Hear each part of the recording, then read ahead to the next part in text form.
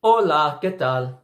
I'm Robert Martinez, state historian of New Mexico, and this is New Mexico history in 10 minutes.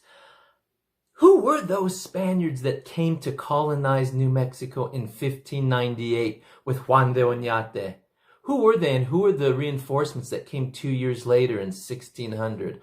I want to take a little time to talk about them because this is the beginning of Hispanic culture and civilization in New Mexico.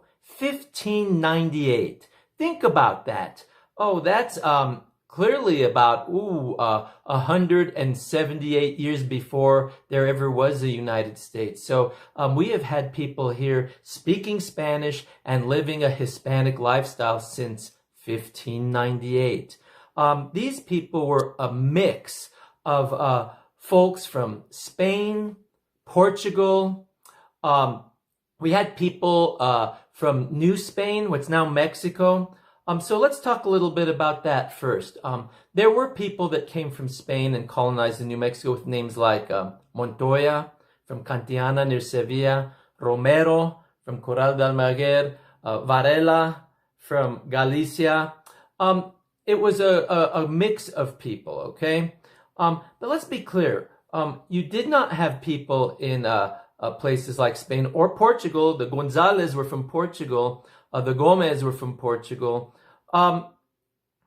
Let's just say these folks were not sitting around in Spain and Portugal saying, oh, I want to go to New Mexico. Quiero ir a Nuevo Mexico, la Nueva Mexico.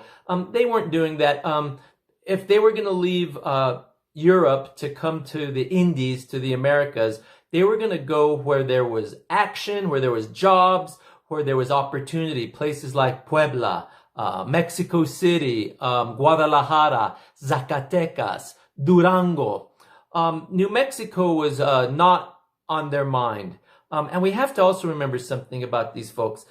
They were immigrants. That means they were the middle to lower class people in Spain who had no opportunity there. They had nothing going for them. They couldn't find work. Maybe they were from a well-to-do family, but the family inheritance left them nothing, so they had to go make their way in the world. Oftentimes, wealthy families, everything would go to the eldest son. So other sons would have to go become soldiers or priests to have a vocation and a career in life. Well, once the Americas opened up in the late 1400s and 1500s, and then, of course, the 1600s, that was one place that people said, let's get out of here. Let's go to the Americas and start a new life. So let's be very clear about that. So these folks would come to Veracruz and then into Mexico City, and they might stay for a few years, and then when the call was put out to colonize New Mexico, then they would join the expedition. So that's how we get our Spanish ancestry, or that's one way. The other way is there are Spaniards born in Nueva España, born in Mexico, in the Americas. These are criollos. Spaniards born in Spain are called peninsulares, peninsulars. Criollos are Creoles, not like what you see in French Canada or French Louisiana. Let's be very clear. I've seen online some pyramids describing society, colonial society, and they'll list Spanish Creole as Spanish and African. Well, that's actually what happens in the French territories. In Spanish territories, a criollo is a person who is born in the Americas, but whose parents are from Spain. So that's these are folks that were born in Mexico City or Puebla or these places. And so you have those folks also coming up to New Mexico. From Zacatecas, you have the Martin Serrano family. That's the Martinez family that come in 1598. So it's a mix of people. So those are the men that are coming in. Fray Angelico Chavez described these folks as Semitic Iberians, which means he was acknowledging that they weren't just European in their ancestry. They were also Jewish and Moorish Muslim. So we have that already going, a lot of mixing going on. Add to that that most of these folks did not bring women from Spain with them. One guy that I'm aware of did. That would have been Pedro Robledo. He establishes the Robledo family in New Mexico. Well, he passes away before getting all the way up north, but he brings his large family and his wife. She's from Toledo, Catalina Lopez. And so, yeah, he brings a wife from Spain. But for the most part, when we start studying the records, the men who did bring women, the women were people that the men married in Mexico. Okay, so typically these might be criolla women, Spanish women, or they might be mixed blood women, women of Spanish and Indian ancestry, which was very common. And then you have those who married Native American, Mexican women.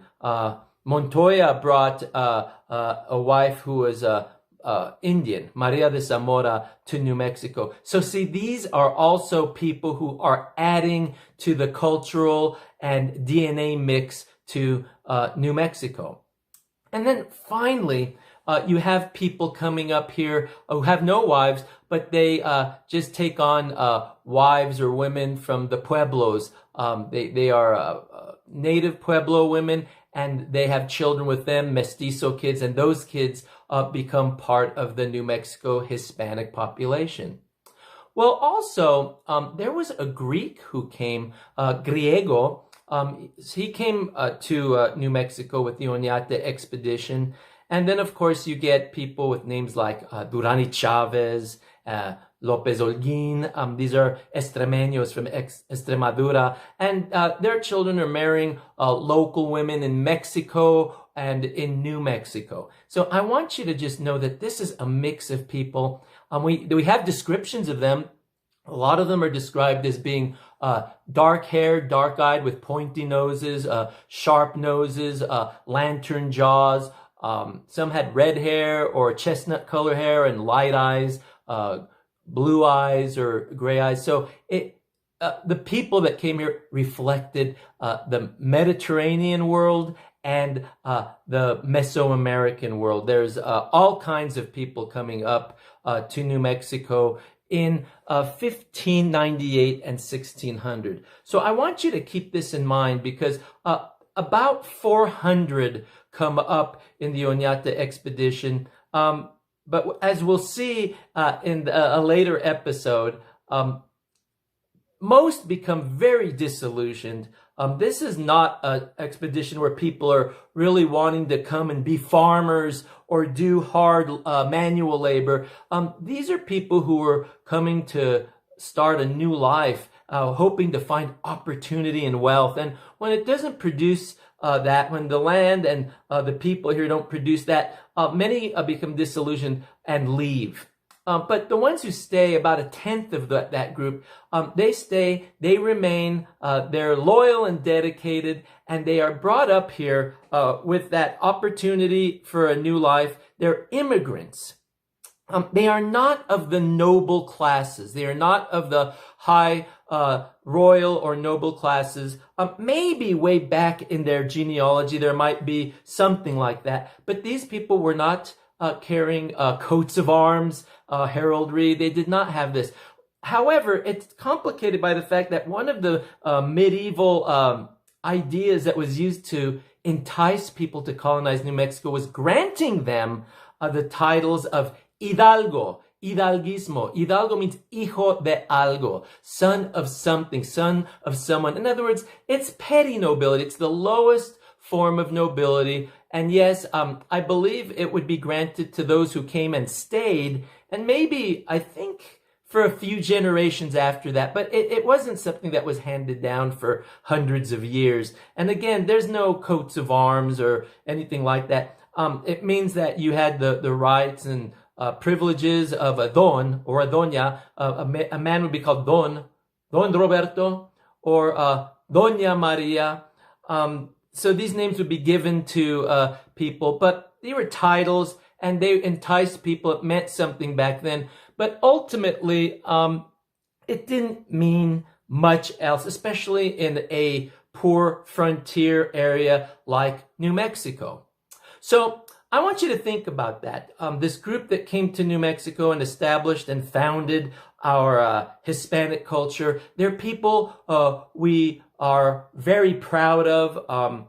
They were hard workers. They had to learn to work the land. They had to learn to become farmers and herdsmen. But they were not of the noble classes. Those people would be given titles of governor. They could be appointed governor or bishop or viceroy or members of the audiencia in Mexico City. But no, they were not the people that came here. Our ancestors, the Hispanic ancestors that came to New Mexico, are people we could be proud of. In my opinion, they are all noble. Whether they were from Spain, Mexico, New Mexico, whether they were Spanish, Mestizo, Native American, they're all noble. Now, we'll see, that doesn't mean they all acted noble, but that's for another episode. Thank you for being here. Join me next time. Hasta luego. Bye.